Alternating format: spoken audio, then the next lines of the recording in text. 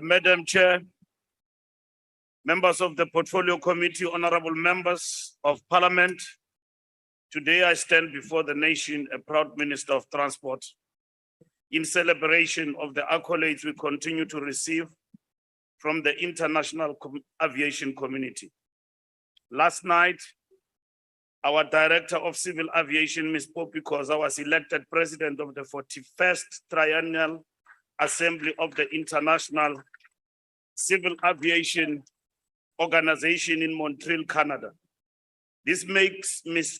Khoza the first ever President of the ICAO Assembly in its history, leading an assembly representing 193 member states. It's the first woman. This is a proud moment for South Africa and an affirmation by the aviation community of our immense contribution to international aviation. Our country delegation, ably led by the Deputy Minister, Ms. Sindisiwe Chikunga, continues to fly our flag high as we contest for re-election onto the 36-member council, a seat we have retained since our first election in 2003. South Africa has a vast road network of some 750,000 kilometers. These roads enable movement of goods and people on a daily basis. The significant investment in the upgrade and maintenance of this road network also meant an increase in traffic volumes over time.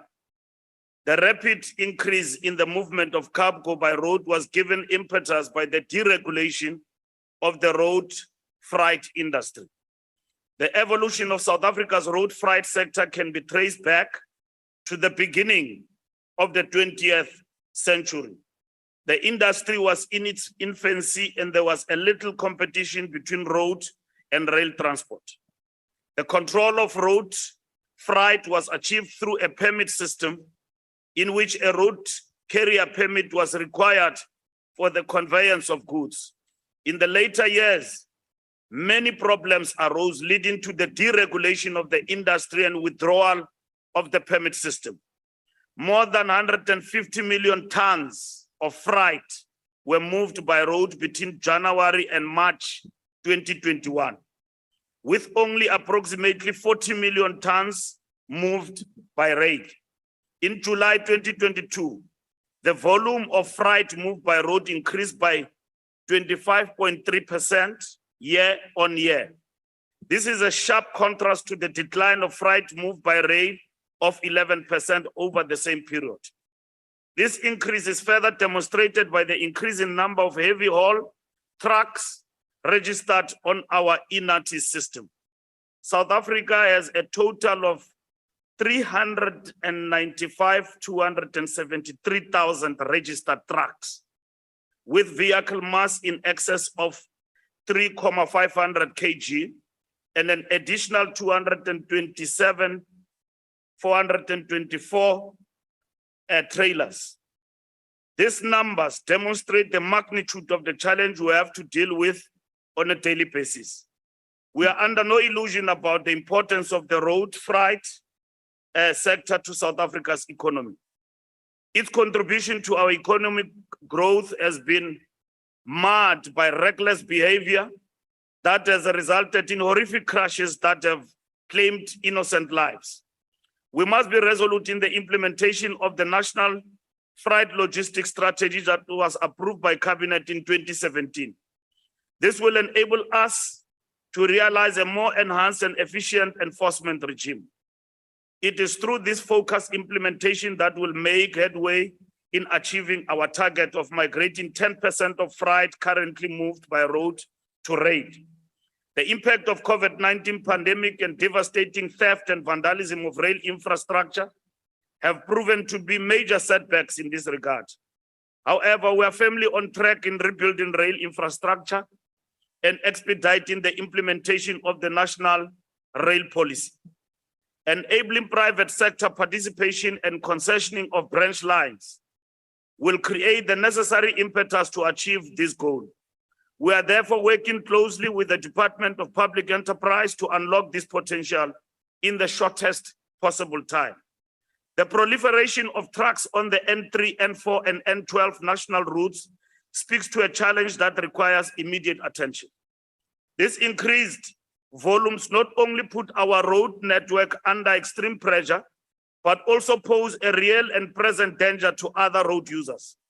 The tragedy that befell the nation on that fateful day of the 16th September 2022, when young lives aged between the ages of 5 and 13 and a teacher met their untimely demise under the most tragic circumstances, is a grim reminder of the magnitude of the truck challenge on our roads. The tragic circumstances under which these young lives were cut short are heart-wrenching and could have been avoided. Each death must serve as a reminder of our collective responsibility to arrest the scourge on our roads and prevent loss of life. This incident must serve as a reminder of our duty to protect the vulnerable on our roads. This is not only the duty of law enforcement, but all those who use the roads. The road freight industry has a particular responsibility of ensuring that trucks transporting freight on our roads are in good state of repair and drivers are competent and can get necessary rest. We have also borne witness to horrifying scenes of a crash on the R34 between Freyet and Ulundi in the last week. This was followed by a collision between two articulated trucks on the N4 at the Sudwala off-ramp in Mpumalanga. Similar incidents in recent weeks include a collision between a buggy and a truck on the R501 between Carltonville and Potchefstroom, and as well as two vehicle and truck collision on the Kanyamazana road in Mbombela. Efforts to regulate the road freight industry have resulted in the introduction of the road traffic quality system. The RTQS pays particular attention to road freight operators contributing to overloading. The effective implementation of the RTQS is a matter that is receiving our topmost attention. Our policy posture and law enforcement model acknowledge these challenges. We are also taking a hard look at the licensing regime applicable to drivers in order to ensure that companies that own trucks that move goods on our roads adhere to strict compliance with the law. We have encouraged the MECs to invoke the provision of the National Road Traffic Act of 1996 that enable them to investigate the specific activities of an unidentified operator. Road freight operators who are found wanting in meeting their obligation in terms of the law will be prosecuted. In looking at practices employed by freight operators, conditions of service of drivers, which contribute to unsafe conduct on the road will be on our radar system. We have equally been working with relevant stakeholders to address the demands of truck drivers. This is one of the measures.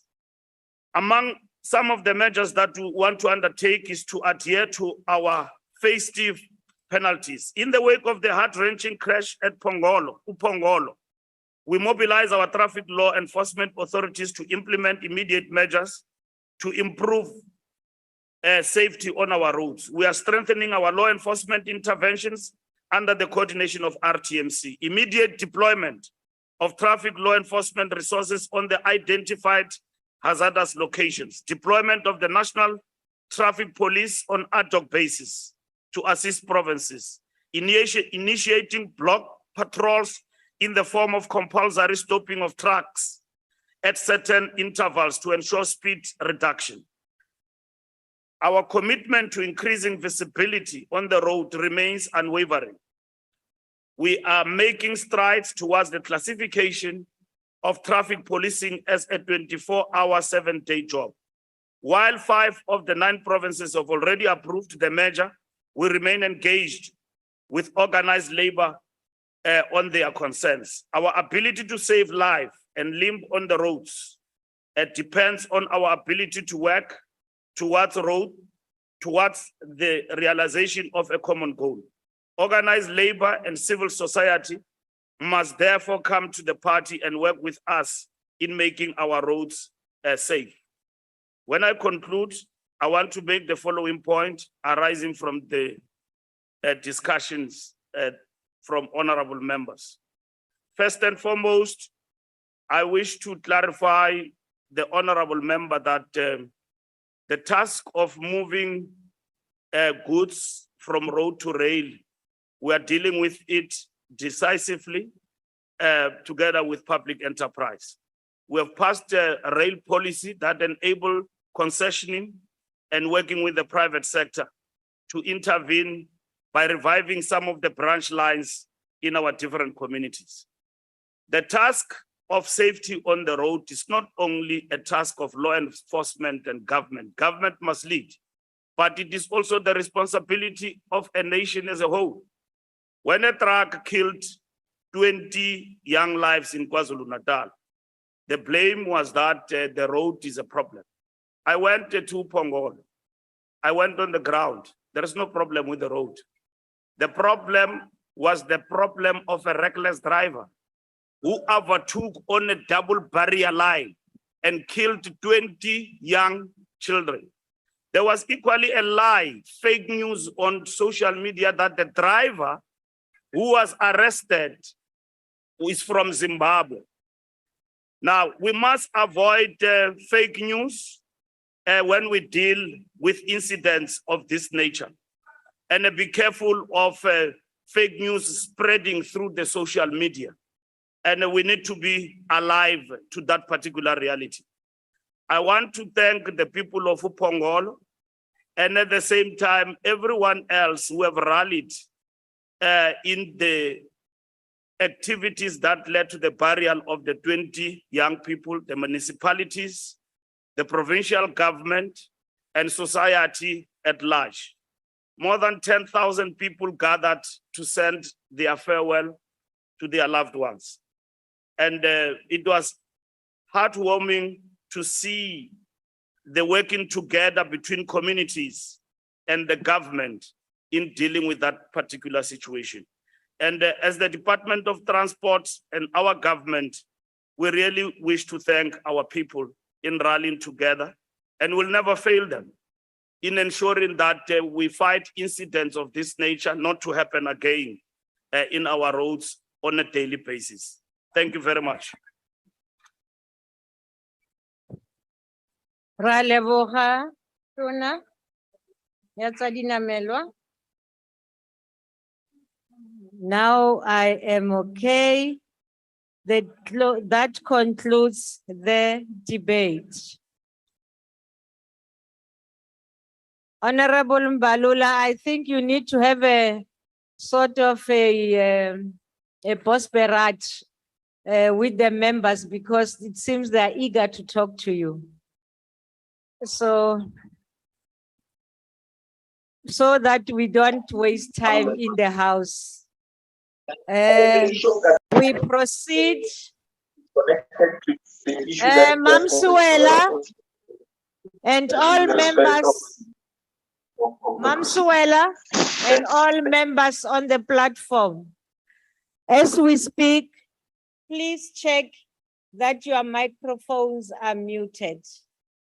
There have been a lot of disturbance, and I don't want to stop the speaker on the platform to say, wait, so that I can talk to your interference. Please, let's check now as we're gonna proceed to the next order. The next item, which is on the order paper, is questions addressed to the Minister in Cluster 5, Economics. The honorable members, as a reminder, there are 4 supplementary questions on each